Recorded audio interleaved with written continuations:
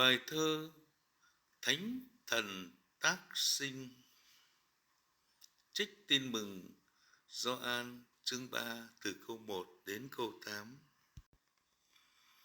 Nước thánh tuôn tràn tẩy trắng ngần, Thánh Thần thắp lửa bảy linh ân, đổi thay con cái thêm tươi thắm, mang lấy Chúa Kitô xóa tội trần.